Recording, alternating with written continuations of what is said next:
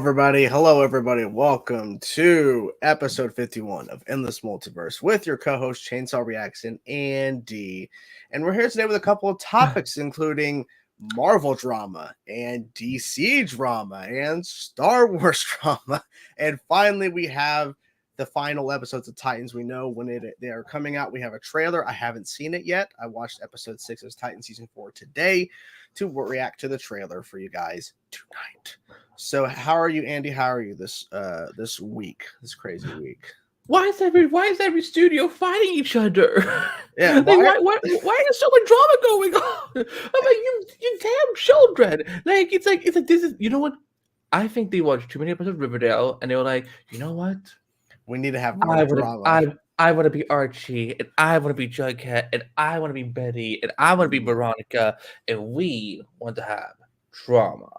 So I mean, you're probably not wrong, because that's what it feels like. It feels like, yeah, because I didn't even think about it till literally we were getting ready for the show, and I was looking at it, I'm like, oh yeah, drama. That's all it is this week, pretty much. Everyone is just arguing so much that the thing is, like, it hasn't stopped. Like, every day there's new angles coming out that I'm just like.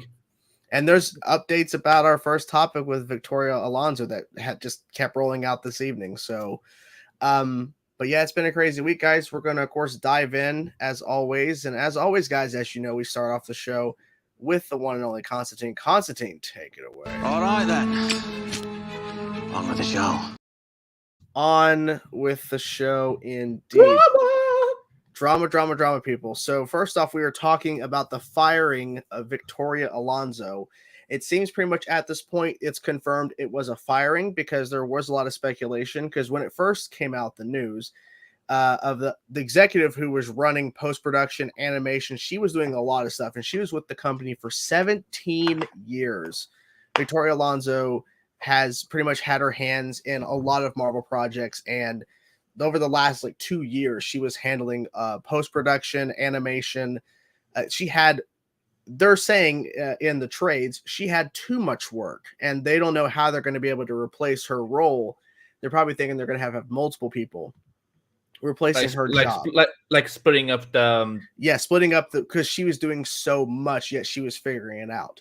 So here's what's interesting. I had to pull this up on Twitter because more information kept coming out. So there was a tweet that literally today. There was more info coming out today. Yeah, and information came out at 7:41. This tweet was posted that I'm going to be reading from in a minute. So there was a lot of rumors about what happened, and so a story came out earlier today that she was fired because she had breached her contract with Disney, and in producing a film that was outside of Disney Studios.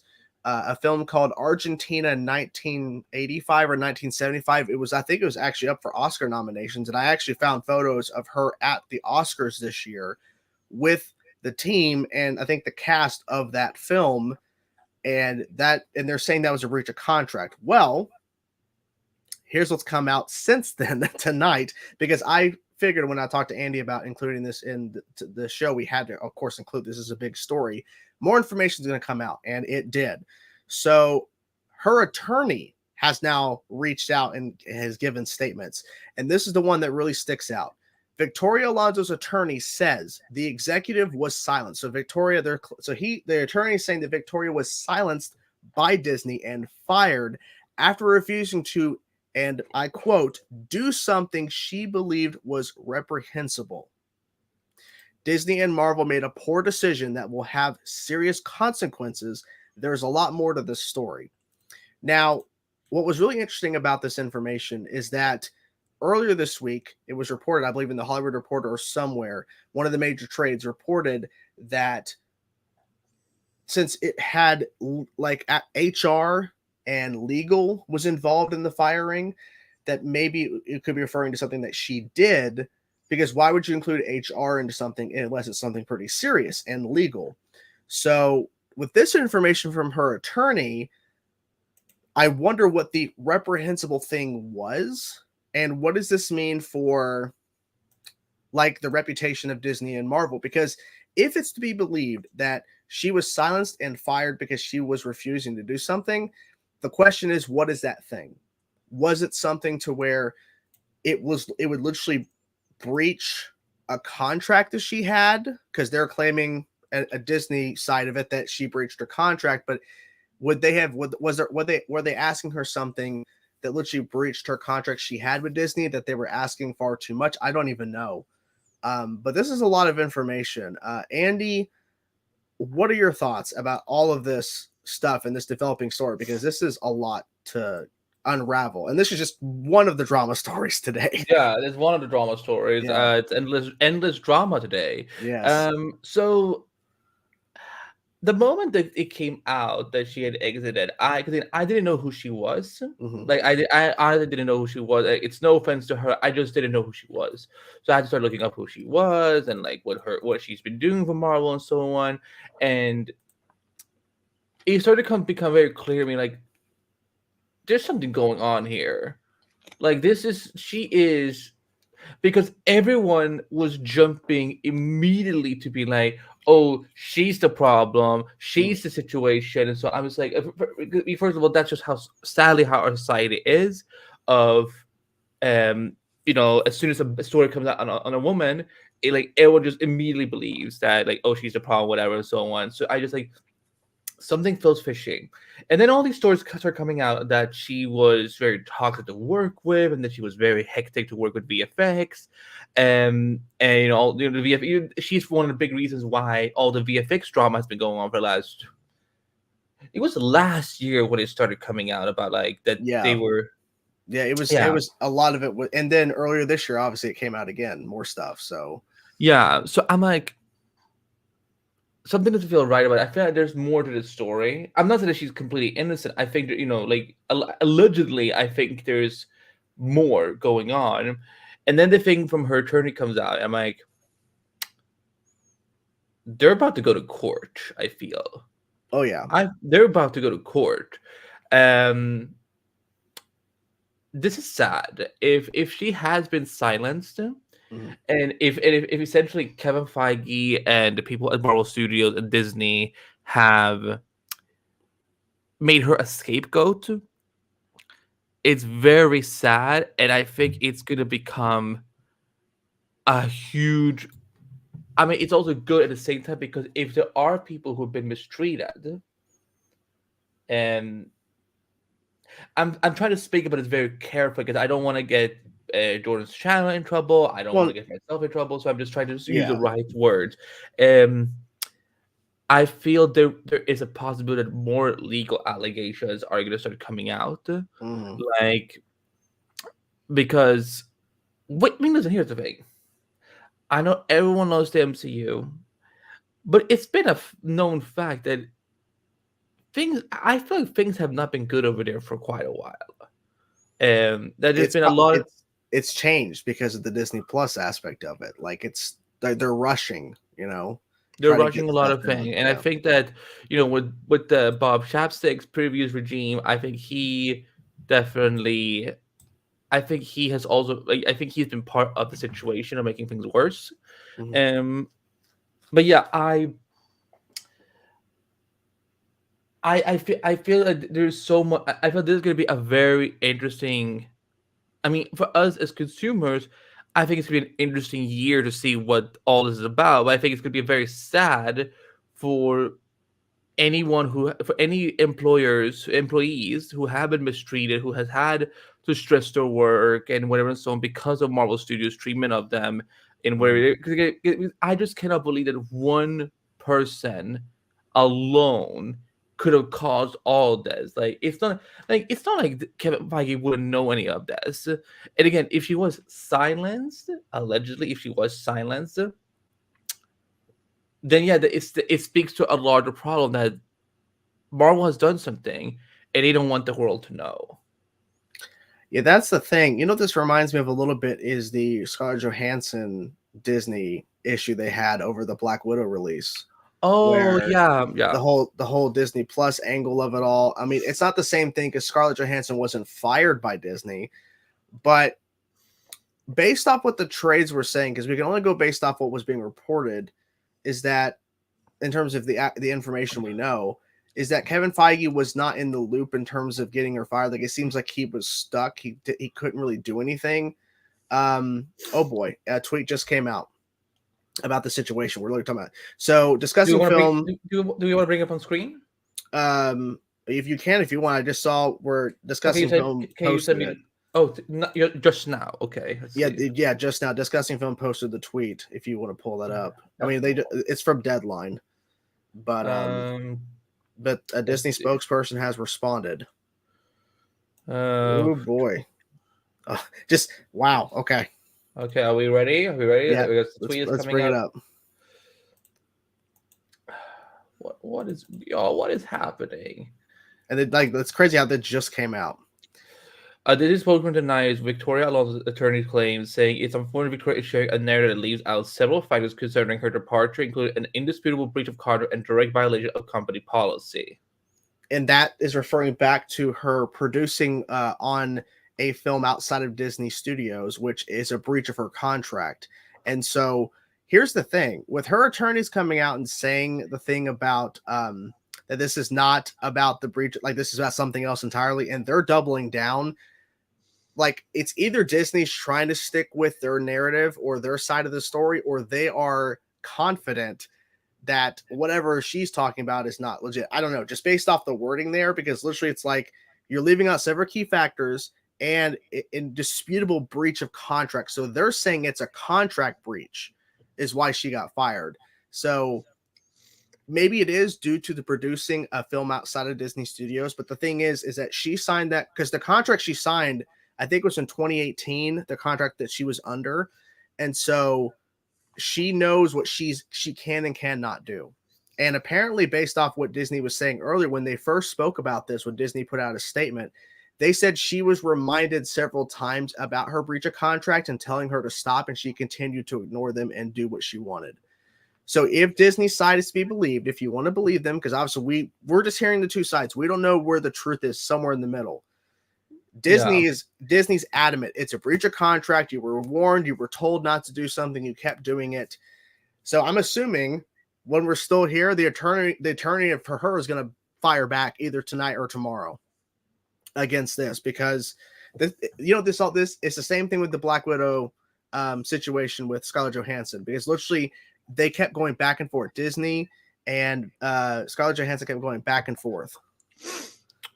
Let's see. I'm bringing it up that the actual article itself. Let's see. Yeah, this is from Deadline.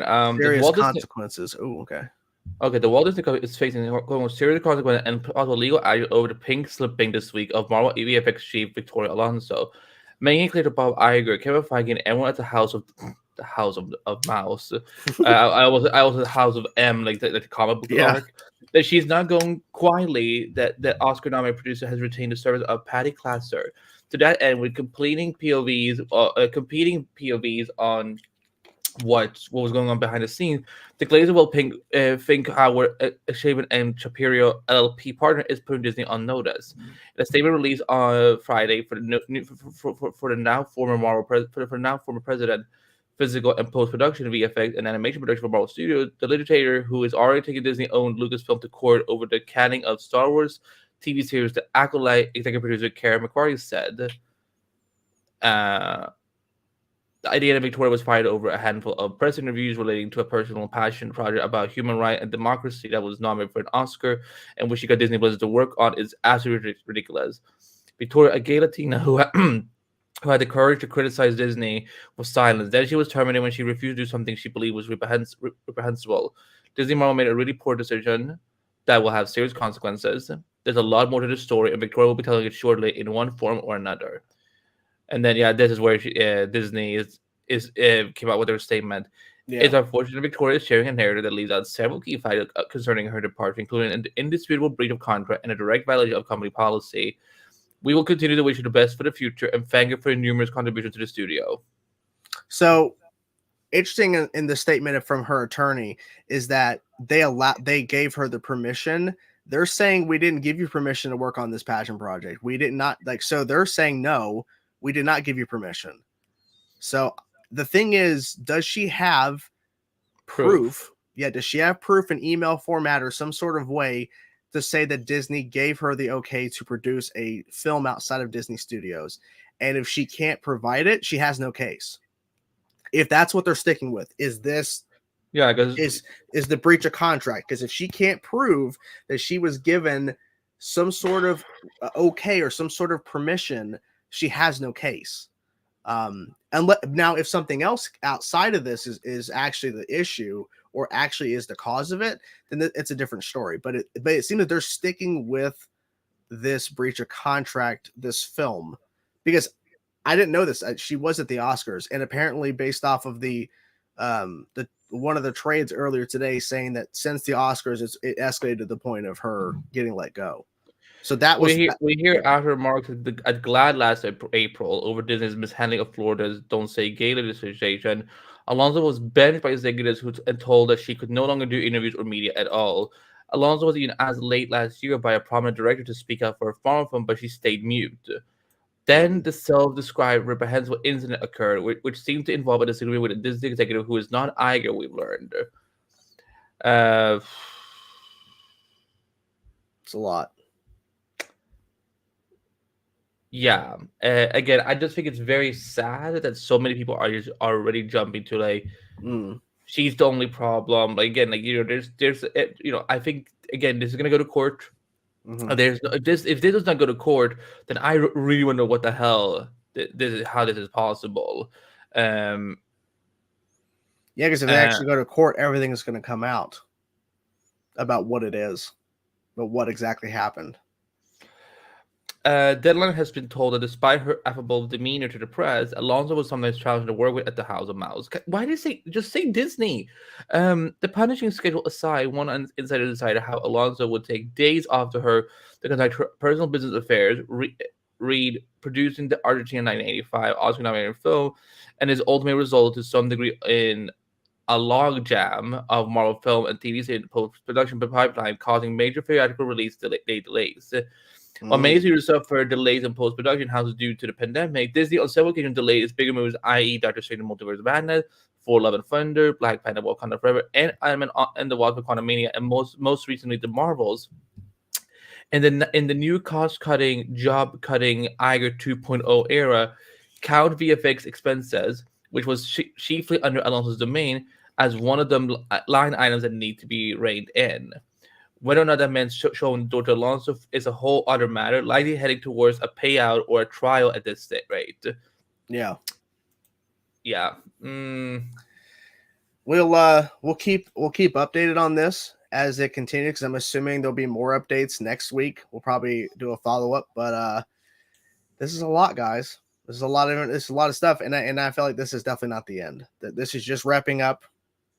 We'll see what happens, because what happened shortly after the back and forth between the attorneys of Scarlett Johansson and Disney, Scarlett Johansson filed a lawsuit in court. So I'm betting next week if something doesn't change, there's going to be something filed in court, because you don't want to wait too long after the firing. You want to try to get ahead of it. So let's jump to the topic that isn't drama. So the trailer for the final trailer for Titans season 4 has finally arrived, and we also have a first look at Jay Leclerc as Tim Drake, as Robin. I mean, of course we've seen as Tim Drake before. That's so stupid. I'm sorry. But so here's the thing: Jordan has actually not seen the trailer yet. And he has now watched up to episode 6. Watched it today. Yep. He literally watched it today. I gave him homework, and I told him, like, how about we just watch the trailer together? You know, again, I'm gonna put up the video file and we're gonna watch it together. This will be released as a separate clip later on. But okay, let's see. Did you hear that? Yes. Okay. Let me just set the stage. Okay, guys, now it's time for Jordan's first time watching the trailer for Titans Season 4 Part 2 that premieres on Thursday, April 13th, as they get into the final batch of episodes. Here we go. Oh, I hate that crap in the beginning. Your transformation is now complete. Your power will have no equal. My Damn. name is Brother Blood, and I'm going to change the world. Oh, he means yeah. business. Oh yeah, I remember that. Yeah. Max original. Where are the Titans? Oh, yeah, that guy. My Korean bed. Apparently, we live here. Maybe your friends are out there, just in a different dimension. Titans aren't my friends.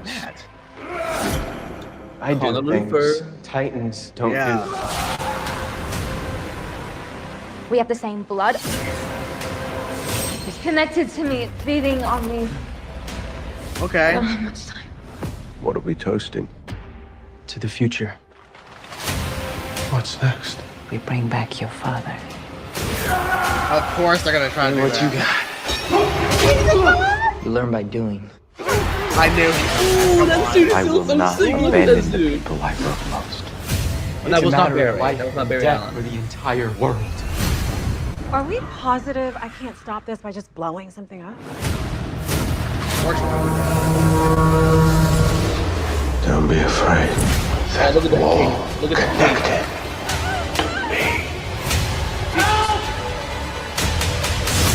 If they kill Bernard, I'll be pissed. Ooh. Huh. Okay. Jordan, are you okay? I mean, like, it's really funny because literally, funny how this is. I started watching Star Trek Picard a couple days ago, and I'm now on season 2. And this kind of thing happens in season 2 because Picard and the rest of the cast get transported to an alternate universe, a timeline, just like they've been sent somewhere by Brother Blood. And it's like, it's weird how that same kind of storyline's kind of happening at the same time for me. I don't like at the intro where they showed a bunch of random shots, which was basically what they showed at the end. I hate that. I hate when they do that crap. It's so stupid. Brother Blood looks cool. After seeing episode 6, I'm really fucking annoyed by the whole Jinx situation. I won't go into that specifics unless people haven't seen that episode, but that's really stupid what happened there. I'm curious to see how they're going to end it because they're not getting a season 5. They're not getting another season to kind of properly wrap it up. I mean, unless they knew ahead of time, maybe they wouldn't get a season 5. So I don't know how extensive they knew about if this could be the end, but Joseph Morgan is awesome. And I had tweeted this saying that, I really wasn't like, the reason why I watch episode 6 is because until today is because I just, but Joseph Morgan's awesome. Like he's really acting his ass off here. And Connor, you'd watched, you'd seen him as Klaus, right? yes, of course, love it. The original is amazing. It's a show that more people should watch and check out. But Connor Luther is interesting. I don't know that. Like, I get it because I feel like this should have been another storyline that's not, because we already have a lot of stuff going on anyways. I feel like they should have maybe done this at a different time, but then again, the show's not coming back, so I get it. But I think they maybe could have done this sooner or something, because I feel like this would actually be a main focal storyline instead of it just being a part of everything else. I feel like that's something they could have done as a separate storyline, but we'll see what happens. Of course, they want to bring back the father, Trigon, of course, we know, of course. So yeah, Jason, I kind of figured Jason being back, but yeah, overall, yeah. Well, I want your take on the thing to the left, the little Mr. Tim Drake in his Robin costume. It's unfortunate that we're getting it in the last batch of episodes ever for the show. That's unfortunate, but it's awesome. At least he got to wear the suit. At least he has the suit. At least we got that, because I honestly thought, are we ever going to get to that point where he actually has the Robin suit? So I'm glad that he actually is getting it. So that's good. Out of the three Robins that you've seen on the show, which one is your favorite? Suit wise, Mm-hmm. his is the best Yeah. suit. Dick Grayson, obviously, I think he like in terms of Jason was fine, but I like Dick Grayson in the Robin suit. But I mean, obviously, Nightwing suits him better because he's older. He doesn't need to be Robin. But yeah, Tim, I'm glad that he got the suit, but I kind of wish he would have either gotten it sooner, or I kind of wish that we had another season to really flesh this out more of him being Robin. But obviously, we can't control that. And Anthony in the comments, you think Jason will train Tim? That's exactly what they were showing in the trailer. Yes. So yes, the answer is yes. So I'm glad that they're actually getting some stuff. I'll have more thoughts on the show overall once it's over because because we don't know how they're actually going to end it and what else they're going to have in the final batch of episodes. So, but it's been a crazy weird roller coaster with this show. It has its highlights, has its lows, and the lows is fucking Donna being killed at a fucking carnival. By electricity. Yep. While also around the same time, Wonder Woman rode the lightning in 1984 in that movie. We saw it in the trailers. So that was really weird timing how that worked out. But yeah, I mean, it's just been a crazy journey, and we're at the end. It's coming. So I love this trailer. It's so cinematic, and of course, me as a Dick Grayson shipper, I'm like, they're waking up in bed. I know it's gonna be some absurd scenario, but I'm just like, listen, this gives a shipper something to give and something to use in edits, so I'm here for it. Did they know ahead of time that that this could be the final season? Do you know that, or you don't know? I know they've said that I know that it's been reported they had been told there was a chance. So like again, season 4 will end it won't end with a bunch of cliffhangers. They're not doing the Little Tomorrow route. I was just wondering because I would hope that they had the wherewithal to not end on any crazy cliffhanger things. I mean, it's fine to leave it to where, hey, they're still out there doing adventures. We're just not seeing it. But as long as they don't try to introduce oh my God, here's Wally West. And it's and it ends. You know what I'm saying? I hope that they don't do something like that. That would suck. Yeah, I just also loved of course Joseph Morgan. He is such a legend, and it's gonna be so cool to see what he's gonna do as Better Blood. That suit looks again because I think when the photos came out last October, I think it was, I think a lot of us were wondering how's it gonna look in motion. Mm-hmm. This looks great. It looks natural. It looks like it's something wearable, and it looks it has a lot of energy to it.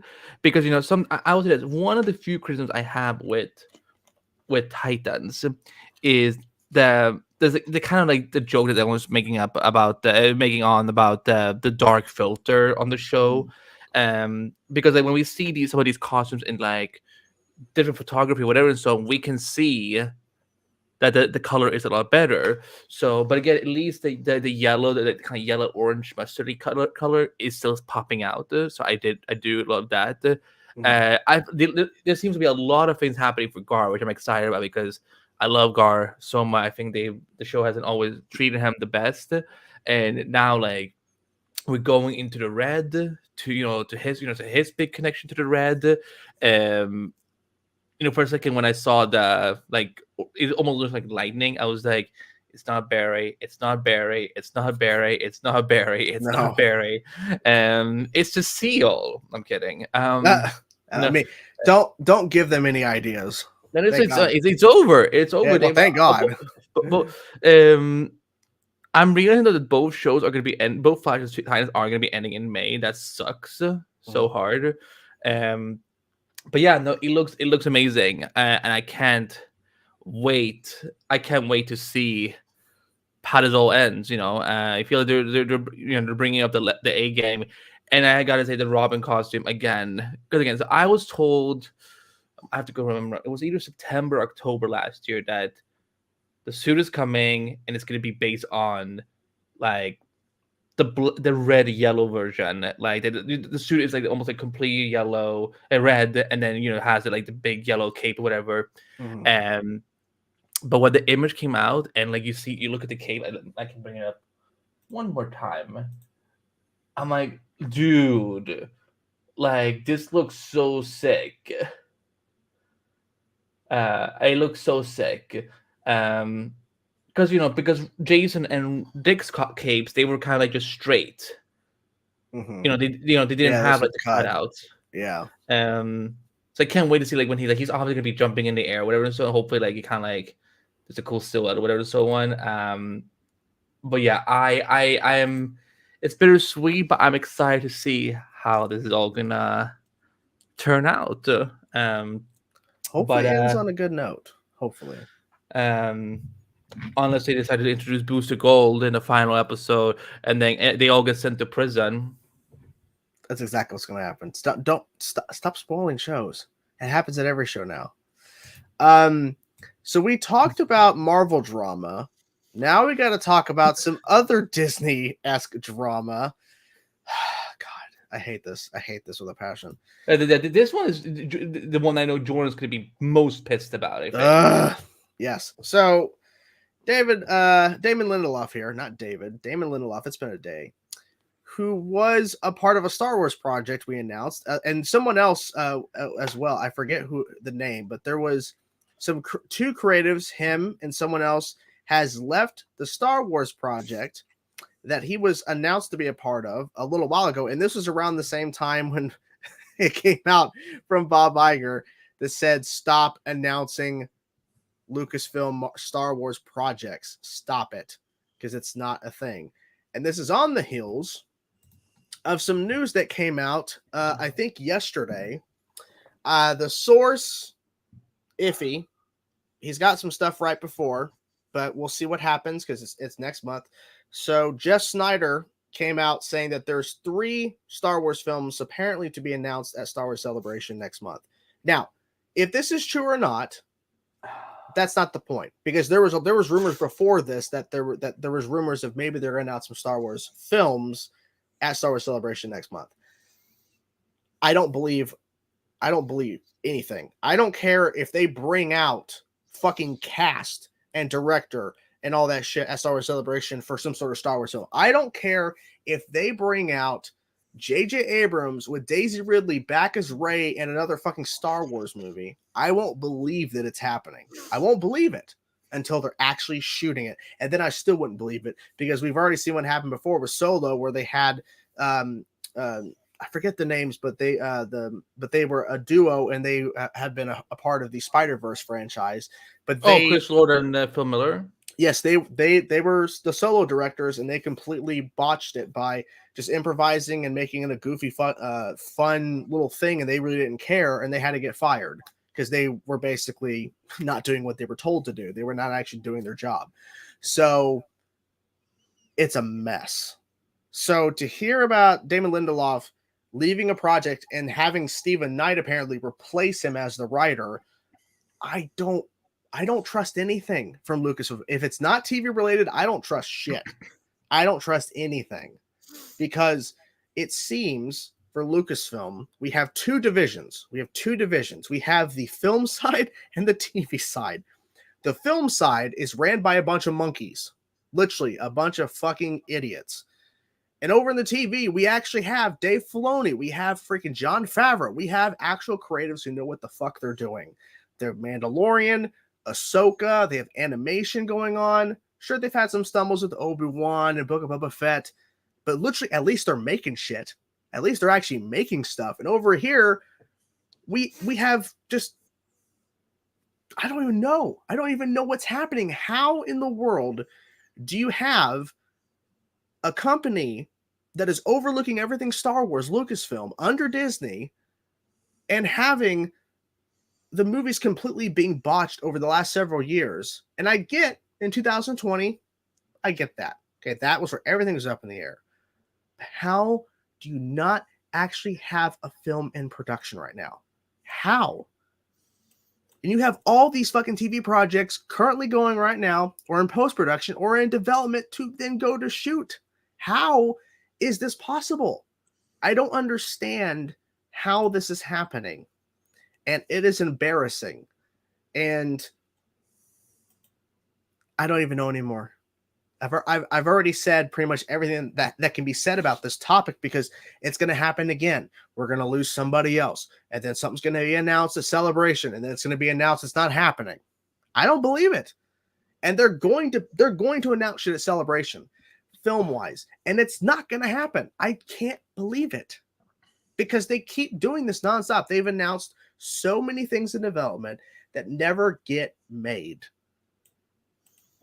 It's like at this point, just cancel your film division. Just focus on Disney Plus Star Wars shit. That's all you need to do. Because you clearly can't make a fucking movie right now. It's sad. Thoughts? Oh boy, yeah. This is I have all the sympathy in the world for Star Wars fans because I get it. You know, we want to see more. They want to see more Star Wars, and I think it's sad that this is clearly saying that there's too many cooks in the kitchen, and that people are, you know, again, like they just greenlight parties here, and there, and so on, and it's just getting to a point where,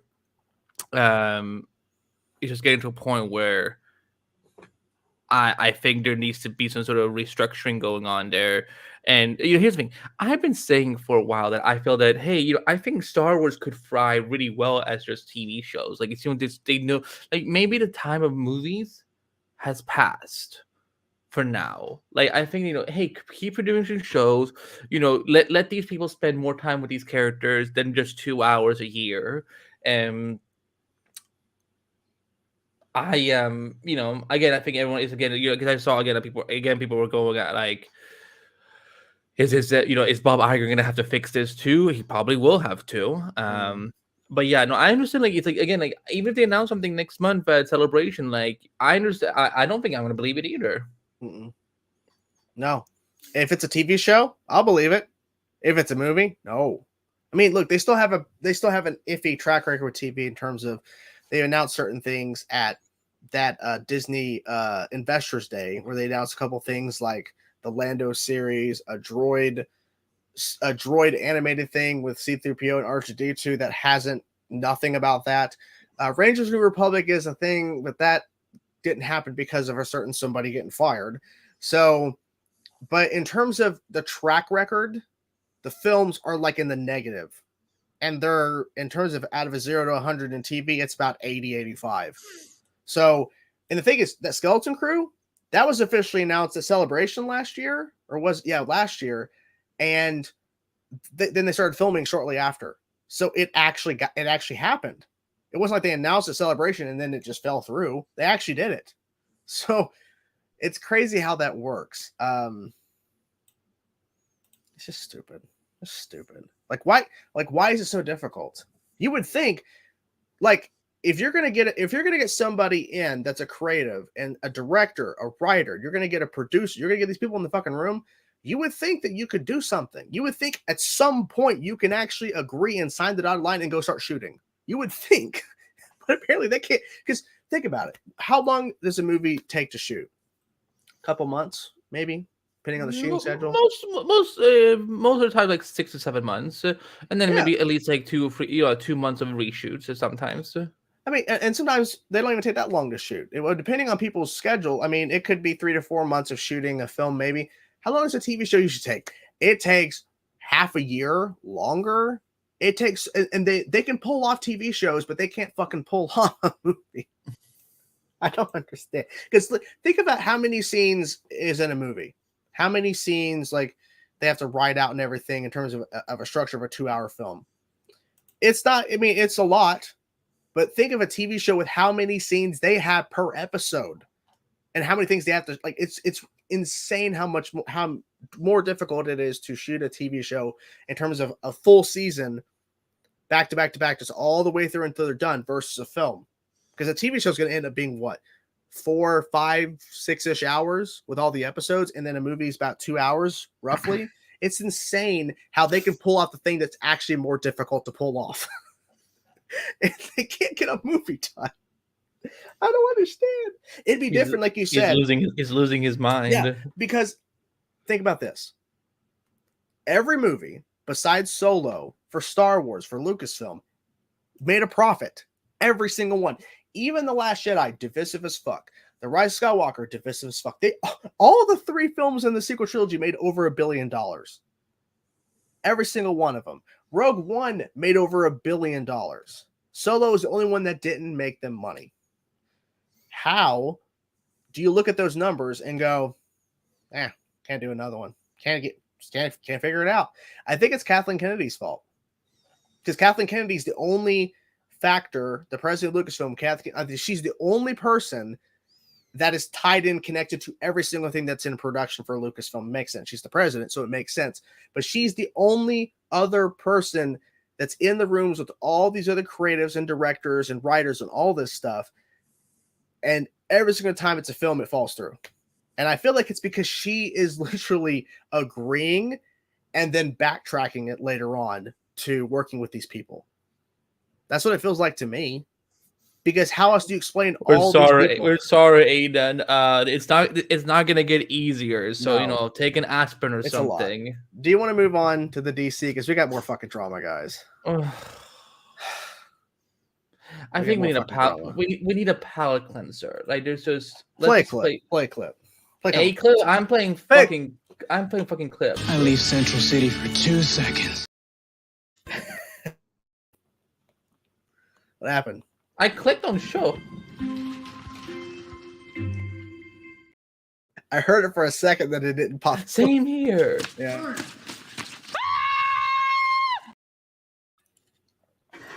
Fuck! What the fuck? God damn it! That should be every scene. That should have been played before every segment with the drama. Yeah. Oh, good lord. You know what line of Riverdale will not be in season 7? This one. That means you haven't known the triumphs and defeats, the epic highs and lows of high school football. But you will. You drink a whole bottle of milk. That's what you got drunk on? Play the level up clip and we'll move on to DC. We gotta level up, guys. We gotta level up first. Wow, you have seriously leveled up. Well, now we're leveled up and we're ready to talk about the final drama segment, unless something decides to break in the next 10 minutes. Because, boy, they really thought like we wanted to see the Black Adam versus Shazam movie in real life, not on the big screen. So, a report came out earlier this week from The Wrap, which was behind a paywall. So, I had to track down a good summary of what the hell had happened. This comes from Fortune.com, so I'm going to read from what they said. Johnson, I'm going to start from when the relevant part starts. Johnson's plan of becoming the apex of the DC universe backfired in a matter of months when both he and the past decade Superman Henry Cavill were unceremoniously sacked last December by DC Studios. Now, the latest offering from DC bombed so bad that some critics thought it didn't make a mark. The movie only made an estimated $30.5 million in the opening weekend, far below $53.5 million earned by the first installment in the series in its first week. It seems The Rock had a little to do with that too. Now, remember, allegedly. Johnson reportedly turned down the idea of sharing screen space with Levi in a post-credit scene, typically a short yet important snippet at the end of most superhero movies that teases an upcoming movie in the franchise. When promoting Black Adam, Johnson promised his phase-out with Superman, played by Cavill, undermining Shazam in the public eye. And Levi has seemed to confirm the bad blood on social media, reposting a story to his Instagram about the Wrap's report on Johnson's refusal to work with him. Dwayne tried to sell himself as bigger than the movie, a Hollywood executive told The Wrap under anonymity. Instead of making a movie, he wants to extend his brand and make a brand centered on himself. Even when DC first began working on the movie about Shazam's origin story, Black Adam was meant to co-star in it, but Johnson wanted his own movie for the evil superhero, and that's ultimately what happened. Part of why that's unsettling is because the characters of Shazam and Black Adam went head-to-head multiple times in DC's comics. This is a weird way to write that. Just say DC Comics. They are both created by their superpowers, which comes from Greek and Egyptian gods, respectively. Black Adam and Superman have a history, too, so it was naturally expected that when Black Adam finally debuted in 2022, he would clash with Superman and Shazam at some point in the future. But now the fate of two of those free characters is still undecided, or at least unannounced to the public. And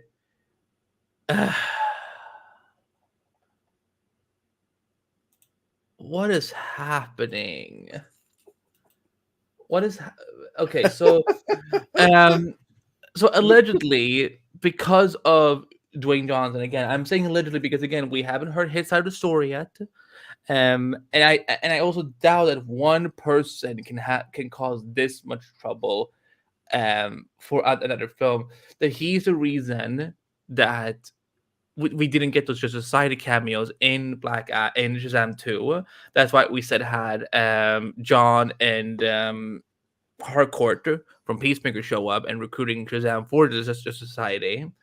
I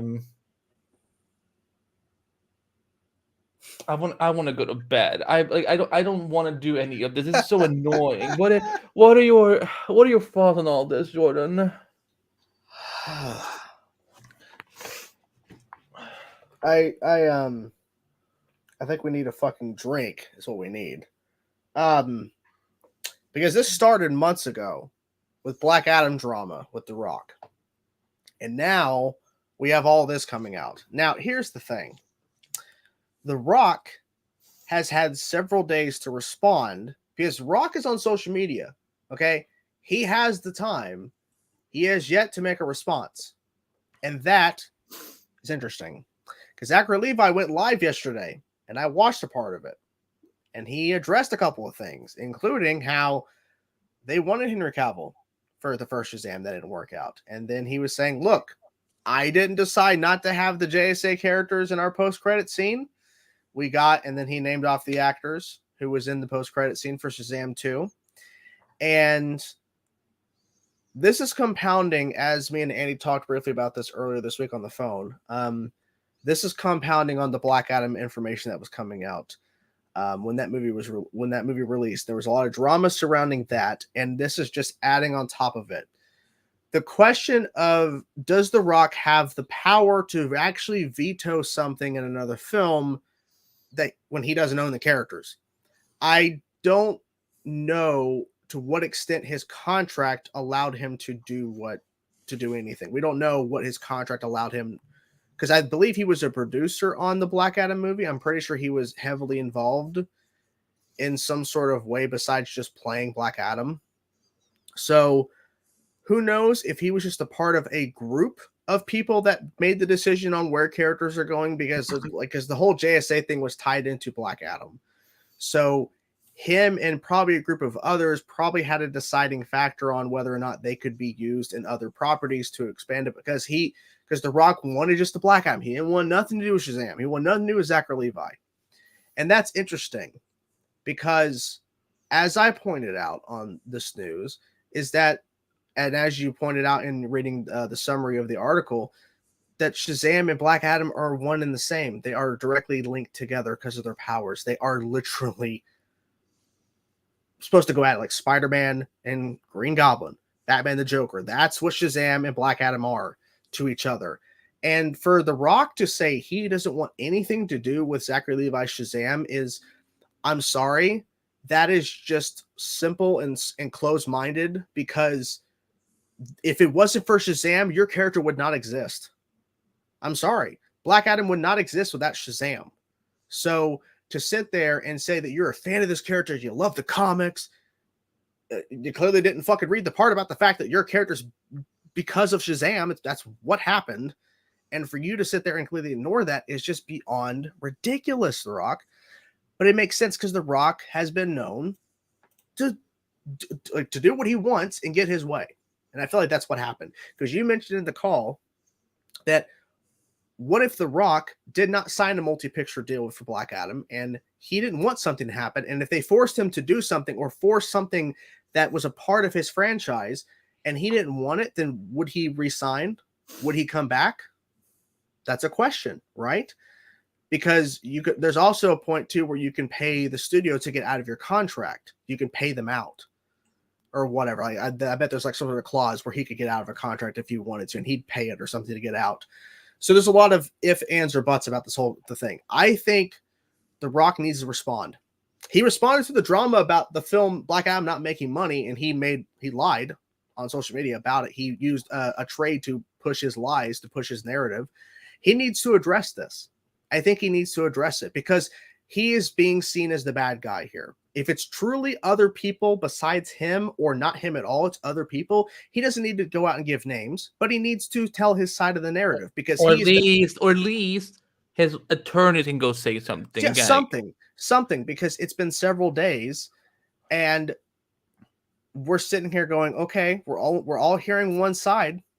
So it's really just ridiculous. And people have already said online, well, DC's pretty much getting rebooted, so who cares, right? It's like, good point. Because Dwayne's not going to come back as Black Adam and Silver. He's not going to come back. It's not going to happen. And at this point, I don't even think Zachary Levi is going to come back either. I think that's why I think, because I watched some of his IG stream he did. Mm-hmm. The dude is coming off a little bit unhinged, and I think he's panicking because I think he knows like he's out of a job. Well, it is what it is. I mean, I think anybody who worked at DC is in jeopardy. I mean, some have already been done, so it is what it is. I mean, I think Gal Gadot's done too. She hasn't said nothing either about it. But I just think that but she doesn't have to say anything about this. Like that's the thing. Like she don't. Yeah. No, I want to add this. We are not owed response to these things.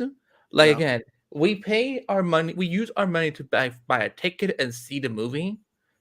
And technically, that's our end of the deal. We have gone our end of the deal. As far as whatever else has gone on, technically, we're never owed any of these details. But what I will say about this, I wanted to add to this because I'm seeing a lot of slamming the rock already. So, and I think again, we need to look from a bigger picture because again, I can absolutely believe the idea that he was reluctant to start crossing paths with Shazam and the larger DCEU right after Black Adam came out. But I don't know if it is black and white as people make it out to be.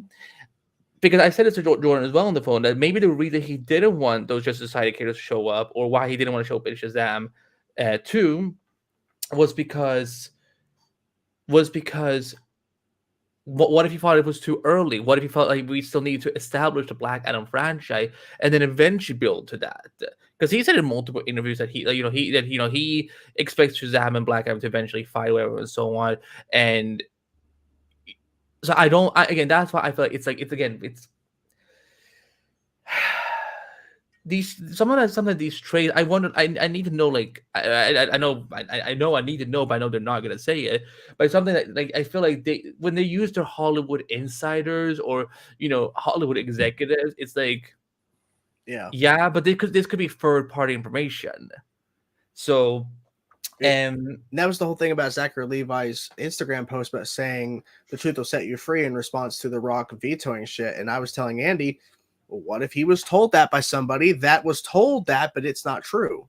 But he believes it because he was told it by somebody. So yeah, because Zachary Levi had nothing to do with Black Adam, and I doubt that he was actually in the conversations when they were being told, no, you can't use Hawkman and Cyclone. Exactly, yeah. So like, yeah, because I mean, no, Zachary Levi, he's been a bit of a problem himself lately. Everyone has been like lately just coming out and like suddenly like defending him, and we know he's been a problem too. But yeah, I think there is a narrative here that has not been told yet. I think there's a side of the story that has not been told yet. That if maybe that's why Dwayne hasn't said anything. Maybe that's why Dwayne has been quiet, because he and his team are, maybe his legal counsel are dealing with this and saying, hey, don't go on Twitter and say anything. It's just going to hurt you. Let us take care of it. So I don't think this is the end of it. I think we're going to hear more things about it soon. I just don't believe for a moment that it is this black and white. And I love how just one story and it's now suddenly able to just demonize Dwayne so easily when he's been one of the most beloved actors of our generation for the last, however long he's been acting. So it's like, again, guys, like I ask you guys, when this goes for the Marvel drama, the Star Wars drama, and everything. Don't jump to conclusions so quickly, because sometimes you may have to eat your words later on. That's why for me, I've stopped reacting to stuff now that comes out online about certain things. Because I know, as a journalist myself, that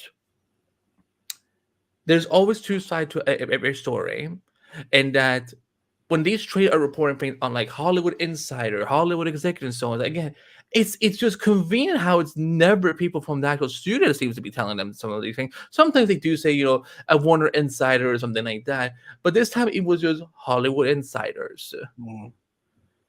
So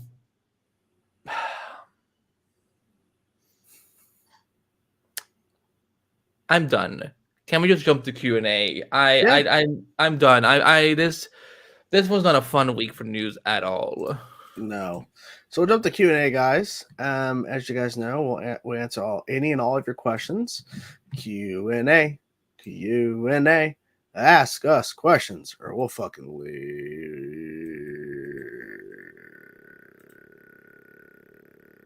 Okay, stop that. Oh my god. It's like when someone is scratching a wall and then like they get to the bottom of it and it's like, you don't want that to happen. No.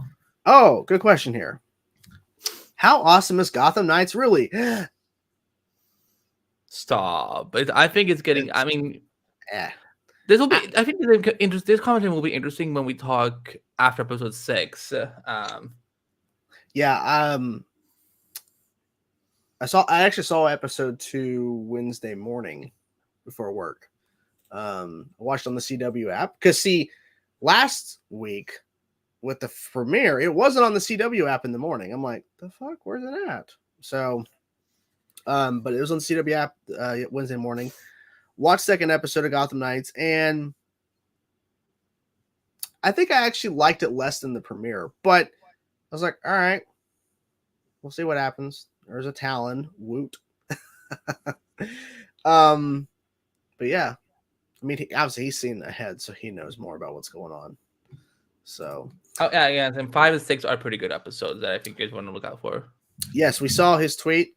I mean, it's funny. We were literally actually talking on the phone about the episode itself, and literally he tweeted out saying, quoting about, okay, Barry, we gotta go. Here we go. We gotta go. And then he has the screener for it. He's watching a cut of it or something today. The title is kind of hilarious. Yeah. Will we have a version of Legion of Doom in Superman and Lois? No. Probably no. No.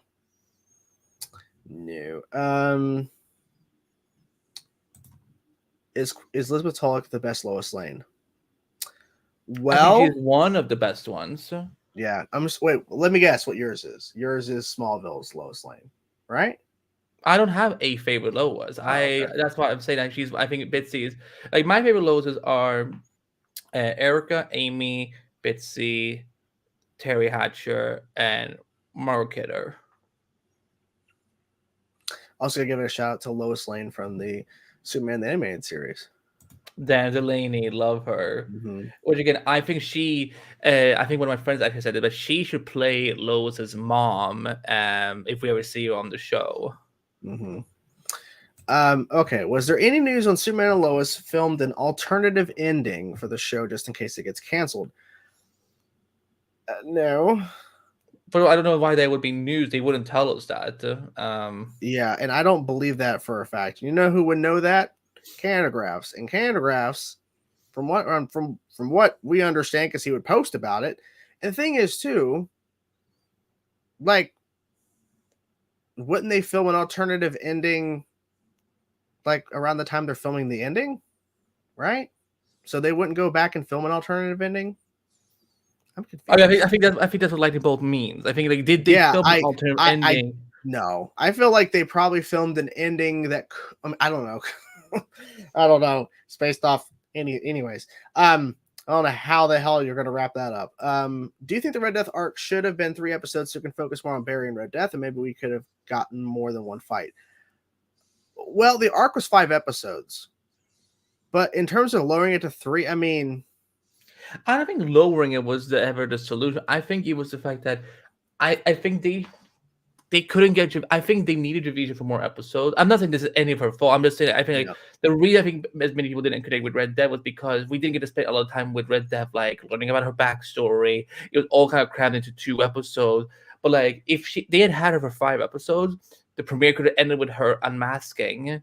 And then in episode 2, we can start discovering what had happened on her alternate timeline. and then just again, I don't think you needed more than one fight. I think that listen, there's only so much you can do with speeches going at it for the first time, and then again, I think that's why they've had to challenge themselves every time when they had to put Eeyore and Barry against each other. So, but yeah, I don't think 3 episodes would have solved anything. Yeah, I think the fixing, if you want to go at that, the fixing of it would probably be just using more of Red Death without Javicia there, and just have that, like just having Red Death talk more without the reveal of who is under the mask until she's available. I feel like they could have done that, but they structured it a certain way. So I don't know. I mean, and your whole point about 9-6 should have been Mask of the Red Death. Oh, sorry. No, it's fine. I mean, like that thing. I mean, look, it's a 5-episode arc. Like they already established it that way. Like, what else could you do? I mean, I guess you could have had Javicia stick around for that episode if she was available, but that would have meant that fight would have had to have ended differently because they took her out. So, I don't know. Will 9-7 be good? Well, I hope to God it's better than 9-6. I've heard some fun things about. And I think it will. Yeah, and also I'm excited for Nicole. Were you a big fan of Dreamer when she was on Supergirl? She was okay. I liked her more than I thought. I feel like they did a really good job with it. Like, even though I didn't see all of season 6 Supergirl, I've only seen the first 2 episodes of season 6. But in terms of what I did see of her, they did a pretty good job of explaining and developing her character over time. So I'm excited to see what they do with her in this episode to bring her in, because it's interesting. It's been a couple years, so we'll see. Do we see Grant making appearance to Man and Lois? No, I don't. Unless he somehow snuck into the set and is playing an alternate Barry Allen on and he's like in a background shot or something. Oh my god, could you imagine like if he and Clark just bumped into each other and like, hey man, sorry, and then like they just pop right. Yeah, in, like, and Grant just they don't know each other yet. Yeah. Do you think when they introduce Lex Luthor, he'll also have cancer? We've had at least 2 characters that haven't had it. It's a storyline that's happening with the character before. I don't think so. I think that Lex Luthor is probably. I mean, look, I wouldn't be surprised if Onomatopoeia is actually working with Lex Luthor instead of the other way around. We're working with Bruno. I feel like that's all ploy. I don't know. I feel like and I'm wondering when Lex is going to introduce. That's the question. How late into the game is he going to come in? Do you like the beard that he has? That's interesting. I like the fact, like, well, it kind of reminds me of the Titans. Lex Luthor with the long beard. And then John Cryer, like John Cryer started it all. Yeah, but that's like it's not. It was a short like. But the beard gets bigger and bigger for each leg. So, yeah, so the next thing would be down here, this fucking chest, just like. So if we see Lex Luthor in Superman Legacy, he's obviously gonna have like a beard down here or something. He's gonna do it like a Viking where he like ties it down at the bottom or whatever. He just like. And then in his 5th appearance. Yeah. It's just gonna be a big beard standing around. It's gonna be his cousin from the Addams Family. That's there you go. There you go. Okay, I'm trying to see anything.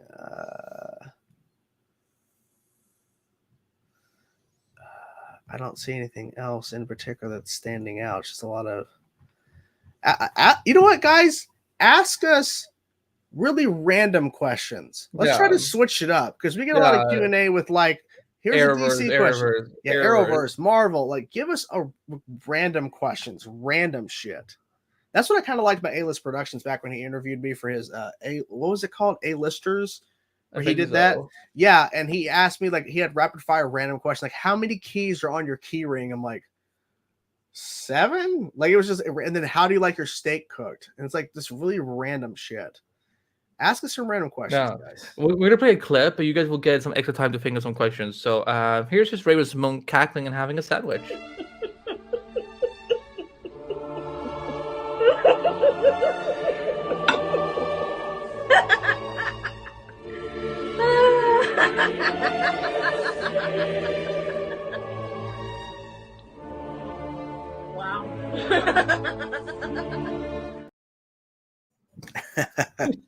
love her so much. Did you watch That's So Raven when you were growing up? A little bit.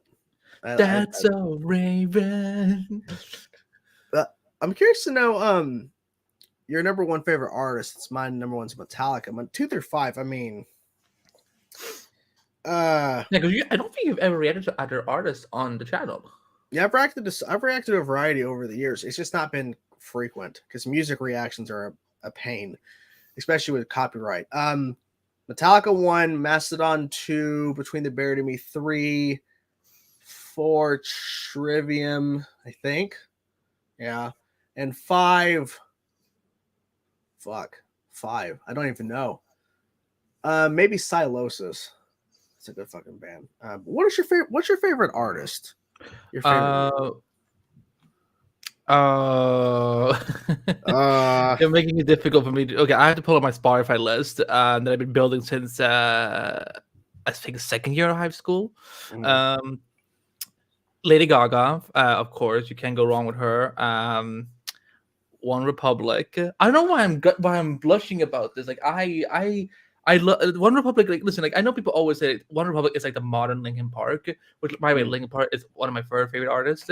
Wait, when they say artists, am I allowed to say groups? Yeah. Okay, so Lady Gaga, One Republic, Linkin Park. Let me see what else. I'm just scrolling through. There's just so much.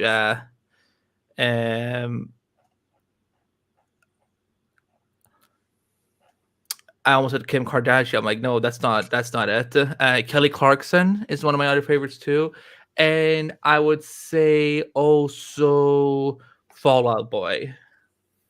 Very different music tastes, but I know he likes Metallica. I know he does. I do love Metallica. Yeah, I used to love so we used to play in high school, like when Guitar was really big, we would meet at my friend's house after school sometimes, and we would play like so many Metallica songs on Guitar Hero.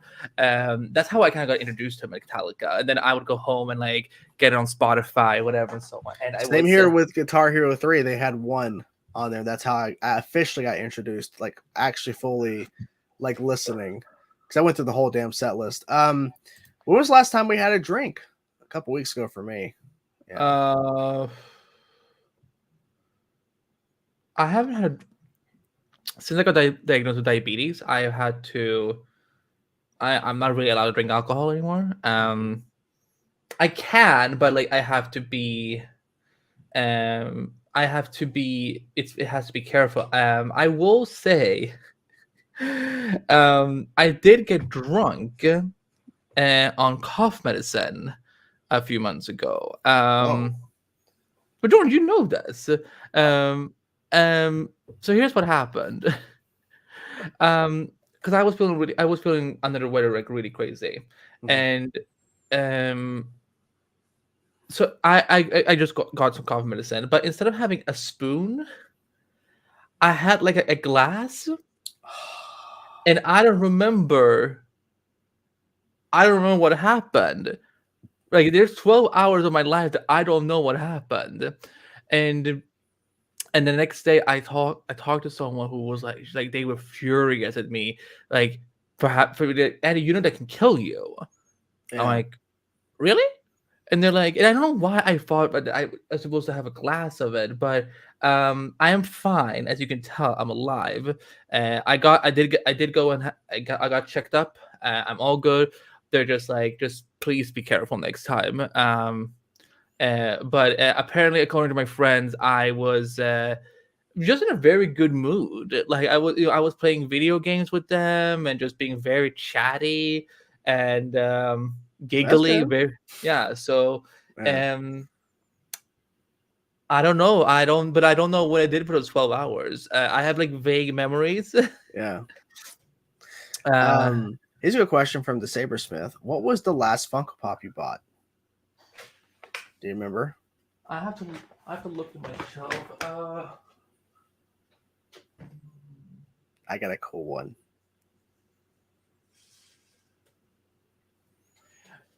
Now, when they say bought, like that means that I had to have bought myself, not that I got it as a gift.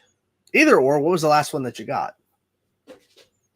He's saying bought, but you can do whatever.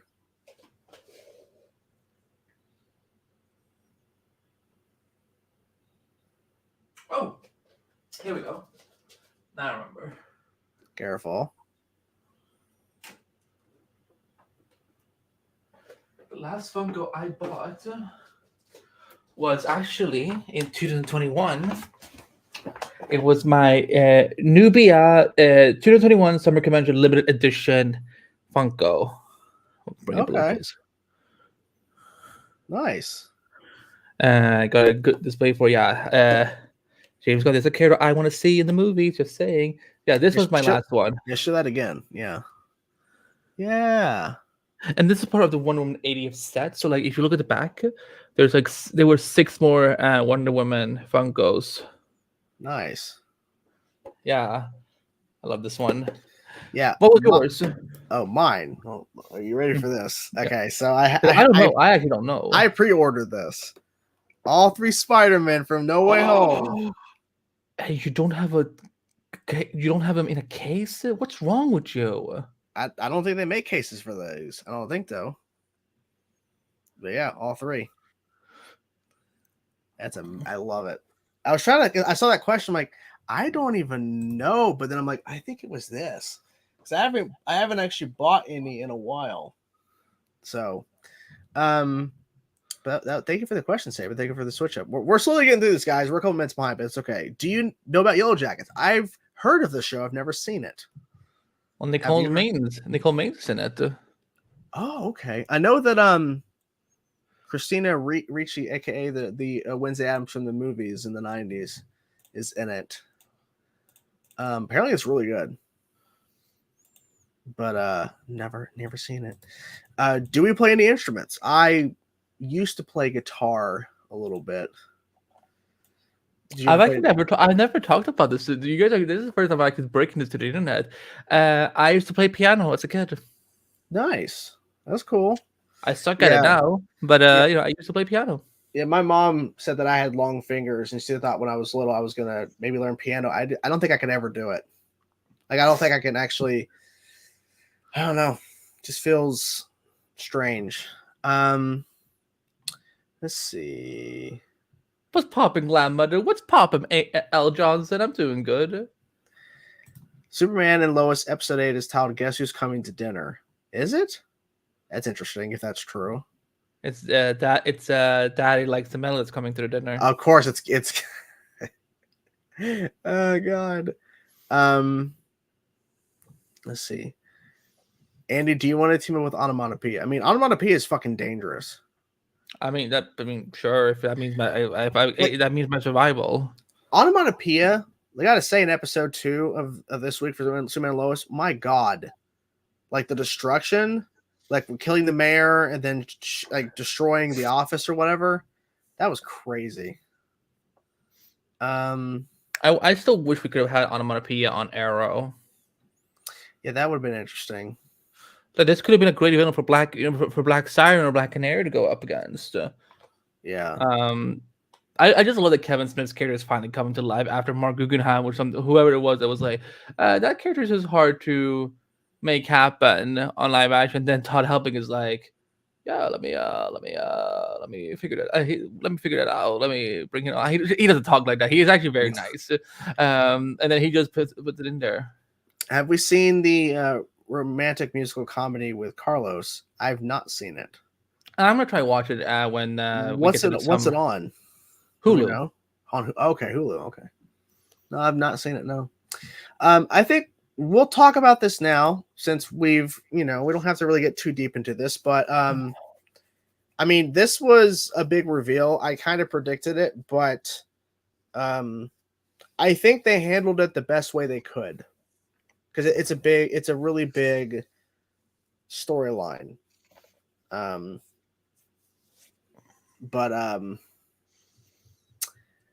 I don't know how else they could have handled. I think the way that they had her reveal it, I think it was a powerful moment because it relayed to the judge that was going through something horrific.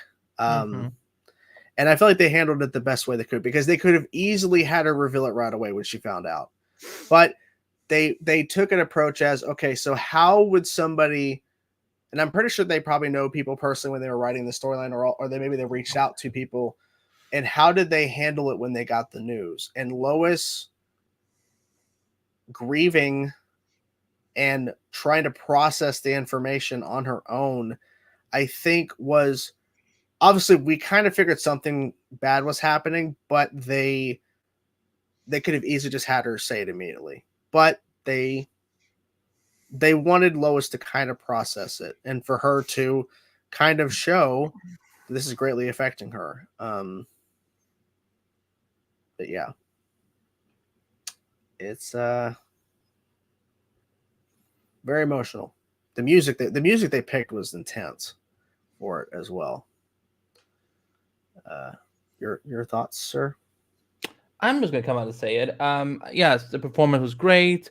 The score was amazing. The chemistry between Tyler and Bitsy were amazing. I did not sign up to watch a Superman TV show where Lois Lane gets cancer. Like I'm like, really, Todd? This is the best you can come up with for her? Like, really? And you know, it's like, again, I don't care for anyone who calls me out in the comments or about to, you know, drag me for saying this.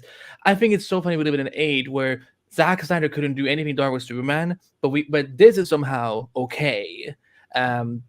We know this could be fine, but Madam, this is the final season, and this is the last story she gets. That's gonna blow so hard. I listen. I said it in my tweets weeks ago when I saw this episode that there will be a triggering storyline. I know there's a lot of people who were triggered by this, both in the world of the press, people who also are, just casual fans. I don't think there's anything wrong with wanting to escape the real world and just watch a good superhero drama. Yeah. And the fact is that given what Lois has been through the last 2 years, I cannot believe that this is the best they could come up with for her. And again, I don't give two shits if that it was in the comics.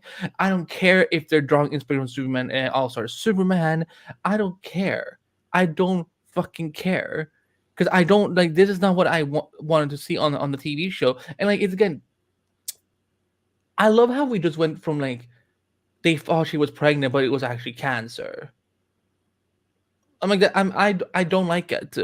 I don't think it's a brave story. I don't think it's a bold storyline. I think it's just this is a season 3 curse all over again that all these drama shows used to go through when they get super uber mega dark. And again, I think you can see, again, people have been saying, oh, but it allows Bitsy to really do some great acting. You can still get that with other storylines. This is just another way to put Lois through torture and pain. And again, Clark has already had to face again, because people are also using the angle of, oh, this is a type of villain that he can't just defeat with his powers. He lost his father to a heart attack, and he lost his mother literally in the pilot. What else do we need to see? We know Lois is gonna be fine, but the thing, we're wasting this potentially final season on going through this storyline. I just want to see Lois thrive as a reporter. Like, we don't need her to be sick or having a crazy sister in a cold or something like that. But I understand this is something that impacted a lot of people in real life, and it isn't. If they can take something away from this, I'm happy for them, and I hope that people who are dealing with it in real life that that they're able to beat their cancer. I know that sometimes that's not the case, and I'm sorry for that. But if I look at it as a whole perspective, I don't think this story belongs on this show. But again, it's just I just want to say this. I hope Zack Snyder is watching this somehow and just drinking some coffee and being like, remember when people thought I was being dark with Superman? Like, I would love to hear his take on this. So, yeah, if for anyone else who says, I don't care for people who are in the live chat or for people who are in the regular chat, because I know I usually get dragged by someone. You know who you are in the post comments.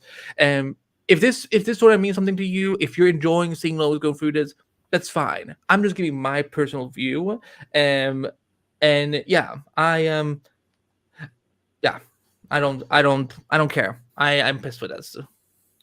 Yeah, what I was gonna mention is that I looked it up because I was wondering if Bitsy actually went through something like this, and that they were, because I know there's sometimes with shows they cover storylines that have happened to the actors and that they want to explore it with their characters, something the person went through. So I was wondering, did something like this happen to Bitsy? And I didn't see anything, so I don't think. Um, so Justin's saying here that Bitsy revealed in an interview that this week that she met with breast cancer survivors to prepare for the storyline. Well, I'm to the point that Andy was making about it.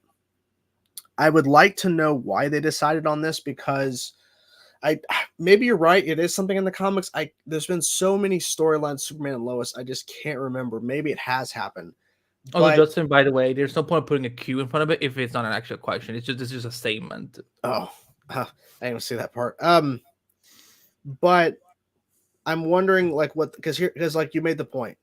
We know Lois is gonna be fine, and it's not just because that Candigraphs has photos of them shooting way late into the season. It's the fact that it's Lois Lane and she's co-lead of the show. They're not going to get rid of her. They're not going to have her pass away due to cancer. So, and I'm thinking it's going to tie in directly to what the hell Bruno's doing. We've already seen how he's dealing with something with cancer in regards to the Atom Man. So, I don't know if that directly ties in, but it probably does, because that's very specific. So I don't know. I feel like it's a thing to where I would like to know the reasoning behind specifically why they're giving it to her. But who knows? Maybe we'll never get that answer. I'm assuming this is Todd helping Saboteur for season 3. When Lois was when Iris was like when her faith was up in the air. And Kiara brings it up. BT already had a miscarriage storyline too. Yeah. Oh yeah. They just want to torture Lois Lane. I and imagine if this is the final season. What a great legacy on this show that they put Lois through. Crazy cold sister. Miscarriage storyline. Cancer. How wonderful. So yeah, here's the thing. If you're enjoying the storyline, it's fine. Drag me in the comments however much you want. Screen record this. Go say whatever. Say that I'm a hater of Superman Lois, which it's not even true. Because if I was a hater, I wouldn't even be watching the show. Because again, I can still love all the other things, but I don't have to like this part of the show. But yeah, if you all enjoy it, be my guest. Just don't try and think that I'm gonna be excited if you decide to be like, oh my god, Ed, you're such a hater. Oh my god, it's because you're a Flash shell and so on. I literally was dragging on the Flash last week. Like Jesus Christ. I like how my mods show up now. Panther King and Fernando now show up. Fernando, you're always late. The mods need to get a timeout. They need to go sit in a corner and time out. That's your business. I got nothing to do with the mods. Come on, mods. Come on. Apparently, I think it was Fernando. They were shooting Joker 2 in his hometown. They were shooting some Arkham Asylum stuff there. Yeah. Oh, is it actually gonna be called Arkham Asylum this time? I think they said Arkham Asylum. Wow. Yeah. Oh wow. I wonder if they're gonna explain like why I had to change the name, because I know it was I think it was Arkham State Hospital. Last time in the first movie. Joker is a great movie. I'm really curious what like when you do that trailer reaction for Joker. Like, I think this will be your first time reacting to a musical, right? Well, if you don't count the crossover with the Flash Supergirl musical. Oh yeah. Okay, but this will at least be your first musical movie. Yeah, I think it's so. For instance, I think it's still called Arkham State Hospital. So yeah, but they were shooting Arkham stuff in his hometown. Yeah, the Funk says it really well. I enjoy the performance and how well it's being done so far, but I would prefer that they didn't do it. I deal with enough of this stuff in my real life. Superman and Lois is my feel-good show. Yeah, that's what Flash and even Stargirl was in the last few years for me. Like Stargirl was really like just my feel good show. Just a chance to go and enjoy myself. And Kiara goes, "Will Flash be better than Gotham Knights next week?" Why does something have to be better? Like, why can't we can have all these shows coexist? I don't get like y'all people just love having things better than something else. Yeah, well, it's I don't care for dig measuring contest. Look, the Flash doesn't have to do much to be better than Gotham Knights. However, the Flash was not better than the Gotham Knights premiere on 9/6. It was the Gotham Knights premiere was actually better than Who's Flash that? 9/6. If you given the choice, would you like Hayden Christensen as Hyperion or Doctor Doom? See, I don't know. Who is Hyperion? Everyone's been bringing up Hyperion the last couple of months. He's basically Superman for Marvel. There's a couple of Marvel Supermen. Yeah, so didn't Hyperion's Eternals had one? Didn't Eternals had one? Yes, Icarus. Icarus.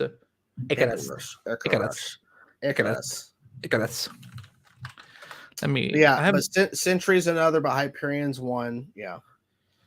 I can see the Superman comparisons already. I'm googling now pictures. Of course, Henry Cavill's been pitched to play Hyperion. Yeah, he's never gonna join Marvel. Look, I could see Henry doing it as a big FU to WB, but I don't know.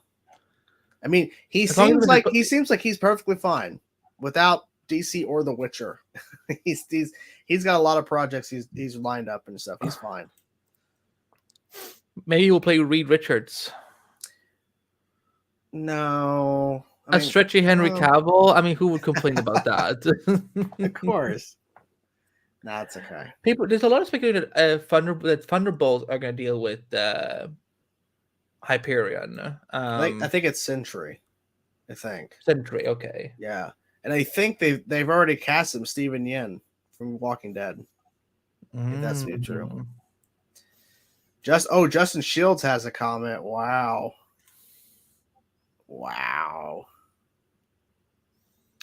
Justin, you're just saying that for the sake of it. I mean, Inhumans makes you want. I mean, in the fact they shot that on IMAX cameras the first 2 episodes as well. So, money wasted. Fernando goes, Gotham Knight is already the best show. That first episode was a real surprise, and I enjoyed it thoroughly, and I felt it was very mature, relatable, and powerful. I haven't watched it. I thought that comment as you're reading. I haven't watched it.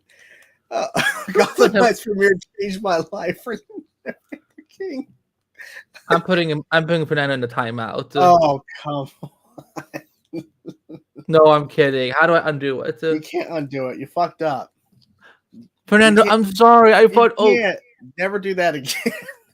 I'm sorry. I'm sorry, Fernando. I'm sorry. I thought you could. No, nope. You can't undo it. It's over.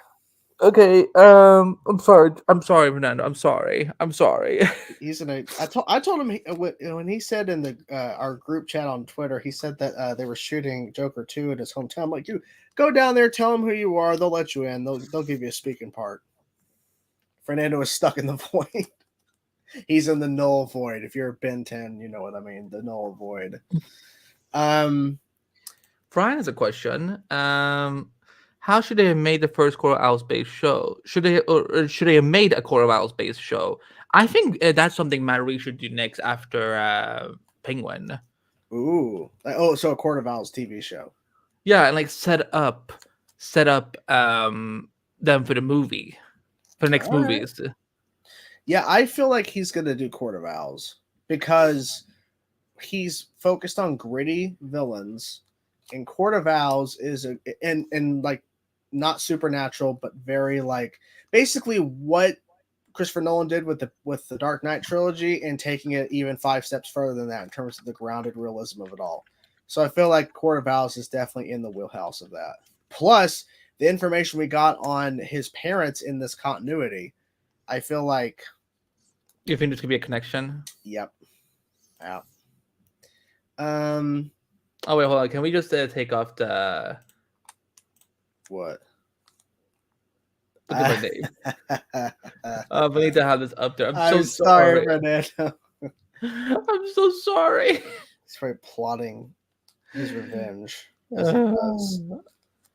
That is one big pile of shit.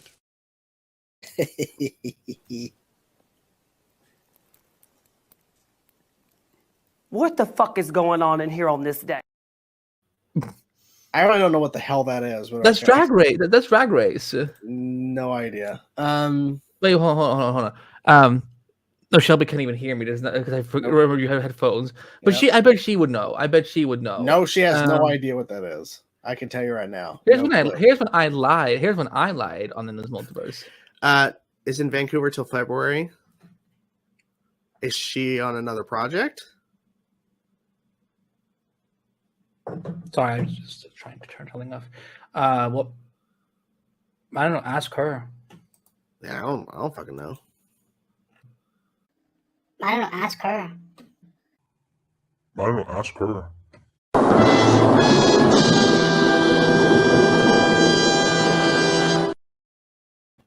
I lied.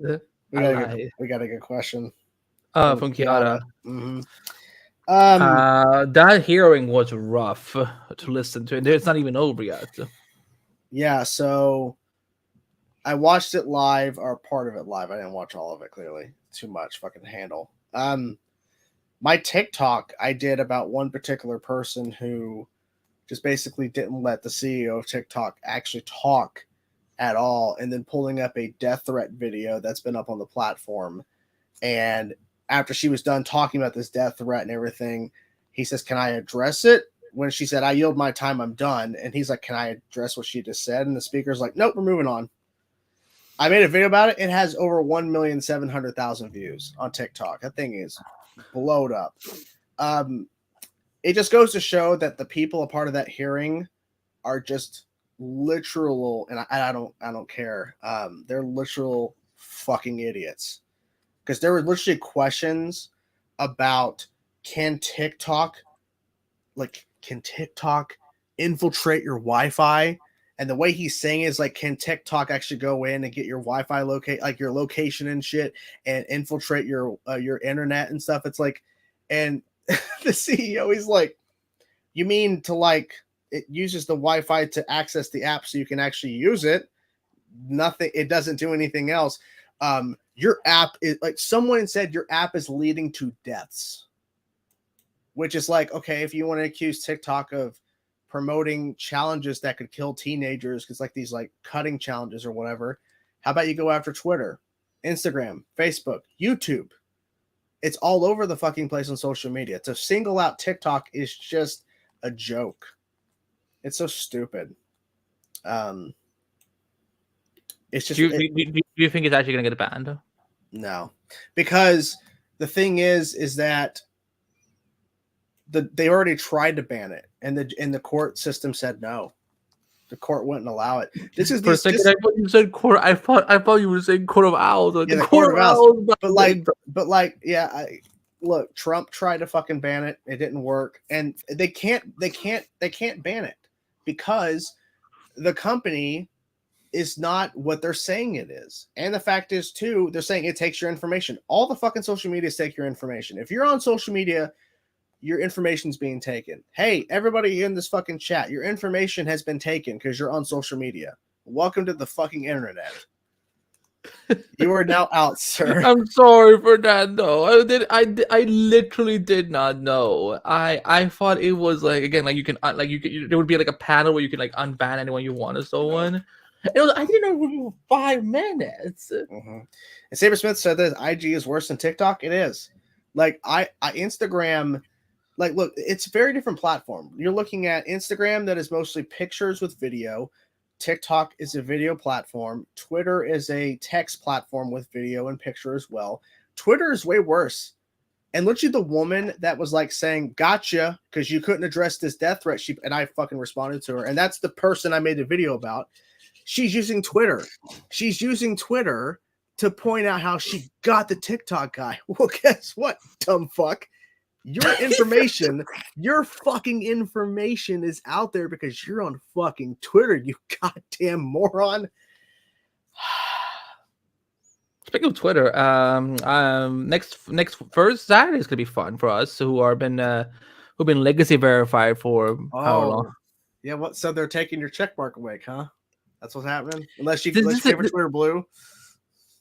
Here's the thing. I'm wondering, is he about to punk all of us by doing it on April 1st? Probably. Oh, What? I just saw Fernando's other comment. Is Dobby free? Well, then I have to give you a piece of clothing. Hold on. Oh my fucking god. Hold on. Dude, that is oh my god. Here you go. You're free. Dude, You can have my shirt. Fernando, take a bow. That is the greatest comment you could have ever posted. Is Dobby free? Dobby free. Dobby is free. That just, dude. Okay, Fernando. That is one of the greatest things I've seen all week. That made my fucking day. Is Dobby free? That is amazing. Oh my god. Twitter's a dumpster fire. It is. It's been a dumpster. I mean, Twitter's been a dumpster fire before the fucking takeover. It's just been a clusterfuck of shit. But the changes that have been made, and look, Elon Musk is going the wrong way about trying to make money off the damn platform. He should never have bought it. He only bought it because he's like, I fucking can. That's why he did it. No other fucking reason. Yeah, I haven't decided if I'm gonna get Twitter Blue or not. So I just screenshotted so that people know that I've been verified for 7 years. And I am an authentic journalist. I mean, you made a good point on Twitter saying, why can't journalists actually verify their shit? Like, I don't get it. Yeah. At least I'm glad to be verified on Instagram and Vero and actually on Spottable too. Apparently, like if you use your legacy verification on Twitter, you can get instantly verified on Spoutable. So I am the real deal. There you go. There's only one Anderbite in the world. How many likes do we have on the stream? I gotta let me pop in and let's see. Let me see. Where is it? We have 20 likes. Let's get the likes up, guys. Come on, let's get the likes up. If you haven't liked the live stream, please like it up. Please help support us, please. Thank you.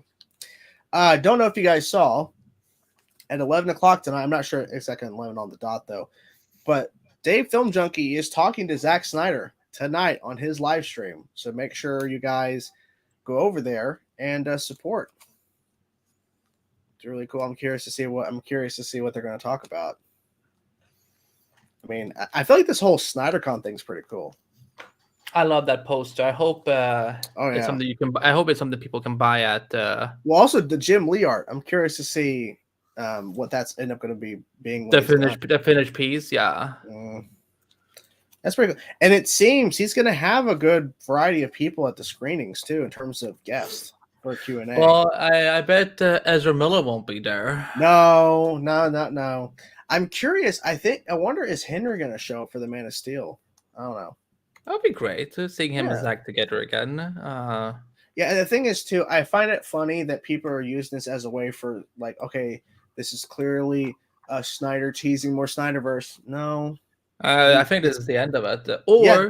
My dream, I'm hoping this will be happening. I think he's going to announce that he's finishing it in a comic format, like in just one big graphic novel, which I think would be the best way to do it at this point. Like, listen to all my fellow Snyderverse fans out there.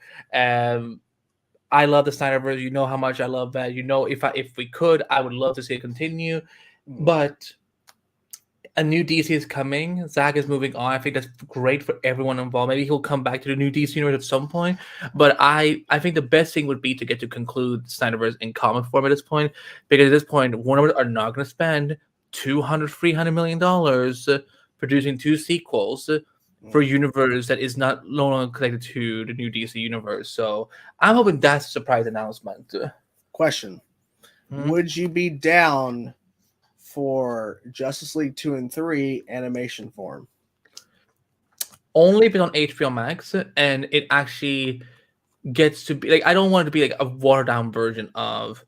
No, I would think that they would do like, if it'd be cool if they could do like go all out animated form. It'd be more cost effective, I think, than a live action.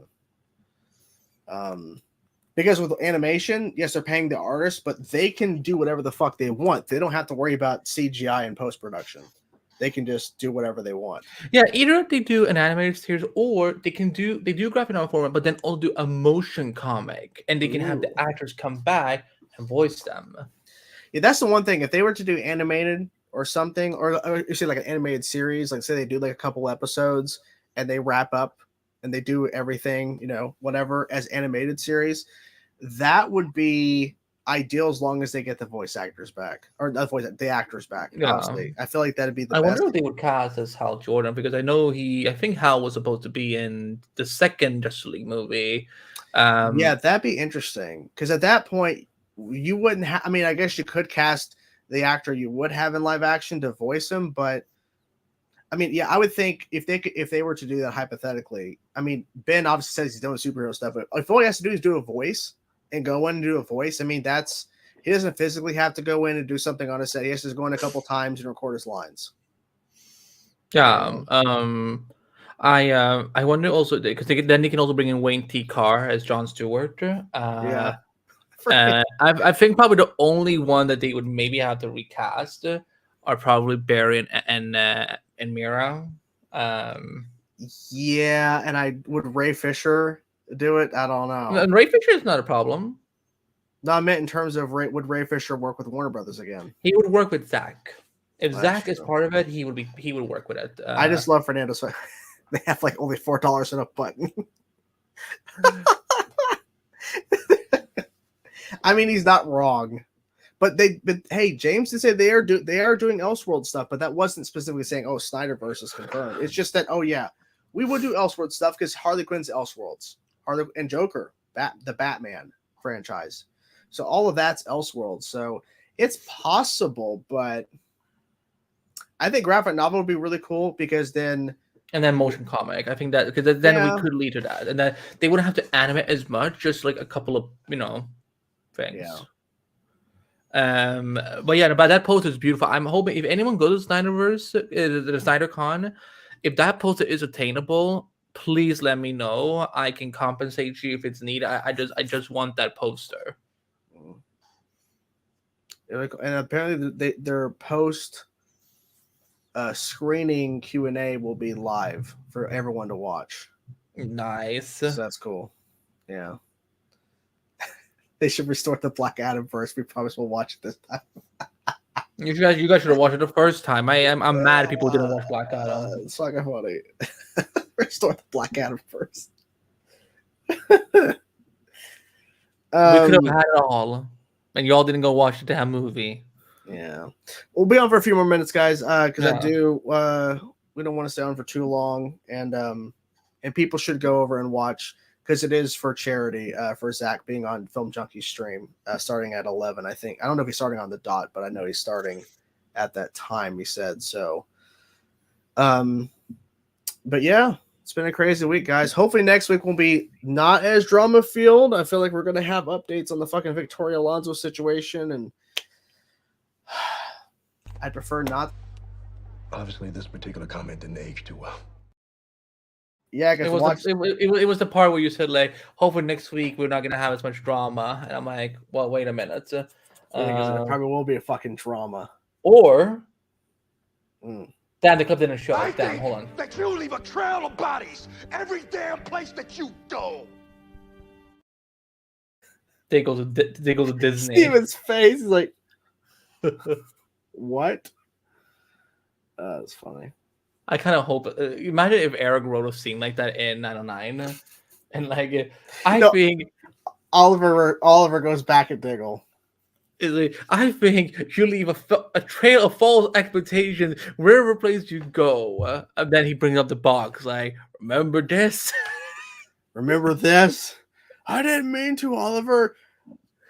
Yes, you did, because you went to fucking Eobard Fawn about it. Yeah, that's weird, right? Yeah. Yeah. I'm 10 steps ahead of you, and you haven't even figured out what game we're playing yet. I love that clip. Suit me up, Uncle Alfred. I think Canada's right. We need new clips.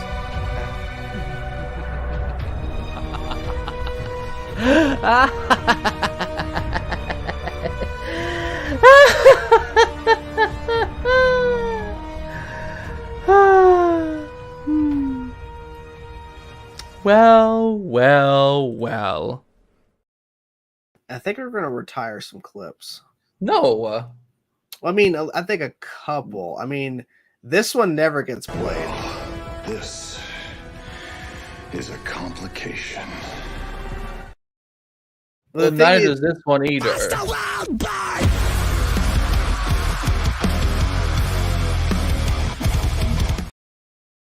I mean, that's just, why did you put it in there? Like I said, I forgot that it was in there. I'll remember it right now. But, okay, well, I mean, I think this one is That's funny. suspicious.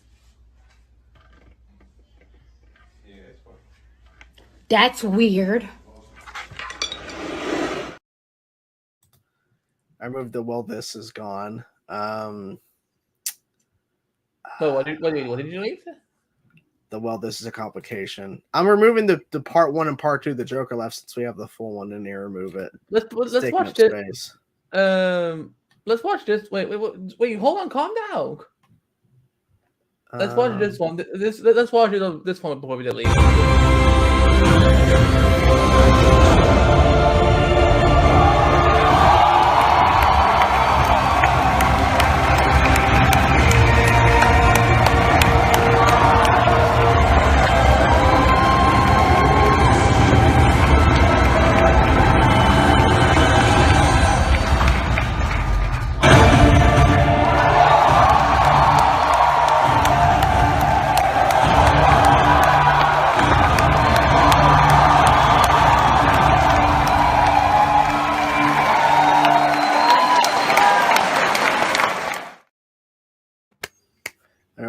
You can remove that one since that's yours. Since that's your clip. We'll Yeah, probably do this in the summer too. By the way. We'll see. Yeah, hopefully. This one we need to keep. Can we trust him? Yeah, I wasn't planning on removing any of like the ones you had up. I was just like thinking about because like I think we can still keep all of these. I think, yeah, I want to try on next week when I have time because it's going to be busy next week to find some clips, find some new clips. Thing is, though, is that it's like If you ever delete that clip, I will leave. No, that clip has to stay. The one that I want is the screaming of Red Death, like, we gotta bring the water there. Wah! But like I don't have I don't think there's an HD clip. I gotta go see if there is an HD clip because it's not on Netflix, so I can't just go pull it. Because that's what I would do. I'd go to Netflix and pull these clips so it's like crystal clear. You want to scream? We got to keep that, but it's the one where she's like screaming, "Bring the water to him!" Wah! Like it's so ridiculous, but I want to have it. I gotta go. I hope maybe someone has an HD, maybe, or at least. What the fuck is going on in here on this day? Try to talk here. So, wait, I'll put it on a cooldown. No? Kidding. Can we wait? Can that be deleted? Oh, it can be. No. Don't delete it. Don't delete it. Oh. It was actually funny because like what I did, there was an episode of Green Lantern Podcast I was a part of a few months ago, and because I was like in such a troll mood, anytime anyone tried to talk before we started recording, I just started playing, and then they would try to say something, and I would just go.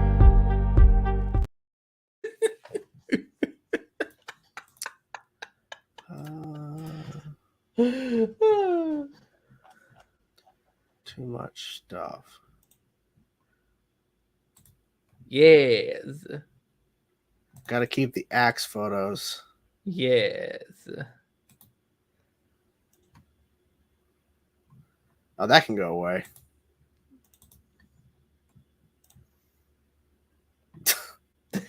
It'd be better if it's full screen. If you could find a way to full screen it. I can do that.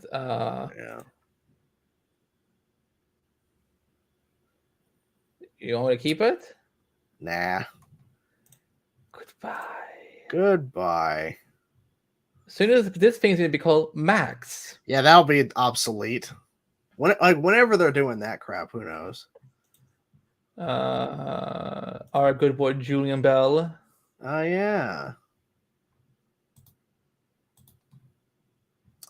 Good stuff.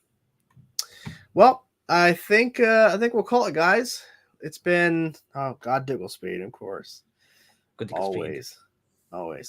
But thank you guys so much for tuning in on this episode of Endless Multiverse. It's been interesting one for sure with all the drama and shit, but hopefully next week won't be as bad.